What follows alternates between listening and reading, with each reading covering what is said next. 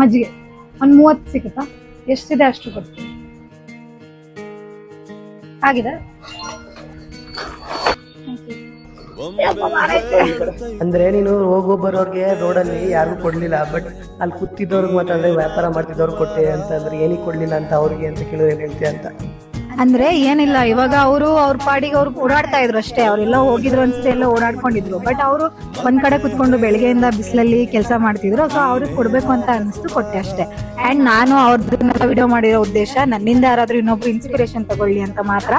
ಅದ್ಬಿಟ್ಟು ಬೇರೆ ಏನು ಉದ್ದೇಶ ಇಲ್ಲ. ಇವಾಗ ನಾನು ವಿಡಿಯೋಗೋಸ್ಕರ ಮಾಡ್ತಿದ್ದೀನಿ ಅನ್ನೋದೆಲ್ಲ ಏನಿಲ್ಲ. ನನ್ನಿಂದ ಯಾರಾದ್ರೂ ಇನ್ಸ್ಪಿರೇಷನ್ ನಾನು ಹಂಗೆ ಯಾರೋ ಬೇರೆ ವಿಡಿಯೋ ನೋಡಿನೇ ಇನ್ಸ್ಪಿರೇಷನ್ ತಗೊಂಡಿರೋ ಕಾರಣ ನಾನು ಹಂಗೆ ವಿಡಿಯೋ ಮಾಡಿದ್ದೀನಿ ಅಷ್ಟೇ. ಇದನ್ನ ಒಳ್ಳೆ ರೀತಿಯಲ್ಲಿ ತಗೊಳ್ಳಿ. ನೆಗೆಟಿವ್ ಕಮೆಂಟ್ಸ್ ಬಗ್ಗೆ ತಲೆ ಕೆಡ್ಸ್ಕೊಳ್ಳಲ್ಲ. ಹೊಸದಾಗಿ ಯೂಟ್ಯೂಬ್ ಚಾನಲ್ ಓಪನ್ ಮಾಡ್ತಿದ್ದೆ, ಇದರಿಂದನೇ ಓಪನ್ ಮಾಡ್ಬೇಕು ಅನ್ನೋ ಆಸೆ ಇತ್ತು, ಓಪನ್ ಮಾಡಿದೀನಿ.